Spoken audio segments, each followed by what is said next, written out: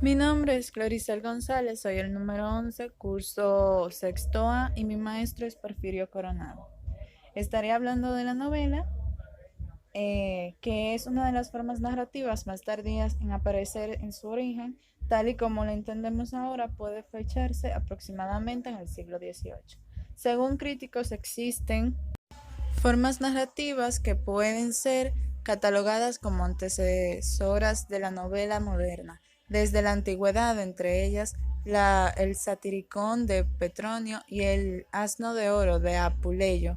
Estos se escribieron en el siglo I después de Cristo en Roma. La novela fue considerada moderna durante el siglo XVI en España, gracias a Don Quijote de Miguel. La estructura de la novela es la misma que la de todos los subgéneros narrativos, o sea, introducción, nudo y conclusión. Esta se caracteriza porque se presenta una narración compleja, escrita en prosa, la diversidad de los personajes, un ritmo variable, mezcla de géneros literarios que le da pase a diversos tipos de texto. Los personajes no son héroes, su tono no se eleva y no intenta contar acciones elevadas.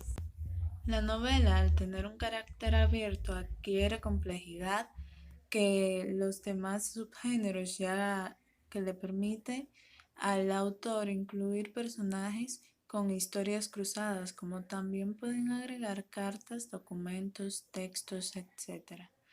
Los componentes son los personajes, la trama, la atmósfera, el ambiente, el tema y los actantes, o sea, los que realizan la acción. El cuento hispanoamericano.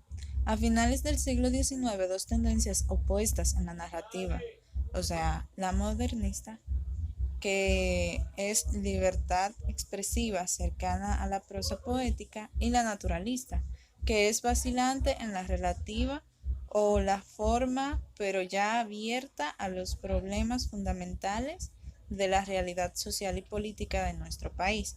Son estas dos tendencias de finales del siglo XIX las dos líneas de la escritura de cuyo enfrentamiento a lo largo de las primeras 3 décadas del siglo XX surgirá vigorosa la narrativa hispanoamericana, aunque primigenia aún. El cuento europeo a finales del siglo XIX. En Europa, la novela desplazó a un segundo plano la novelle y el cuento, que la novelle es un relato largo o una novela corta. Sin embargo, la práctica de estos géneros produjo una sorprendente cantidad de obras maestras.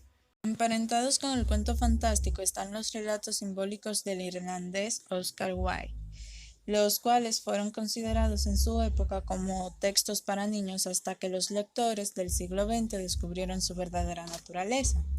El naturalismo hispanoamericano. La barrera del naturalismo y el realismo pueden resultar difícil de establecer de manera definitiva. Muchos autores incluso consideran el naturalismo una exageración del realismo, aunque sus representantes lo defendieron por lo menos los primeros años. La ideología racionalista y cientificista del positivismo. La vocación clínica de los fundadores, que afirmaban que uno de los propósitos era hacer una anatomía del alma y de la carne. Este movimiento presentó dificultad para aclimatarse en el subcontinente americano por la mentalidad conservadora de sus sociedades en la órbita cultural. En muchas novelas naturalistas hispanoamericanas, la mujer representa en su temperamento o su conducta las tensiones, los males sociales y los atavismos de la sociedad en la que se envuelven. Naturalismo francés.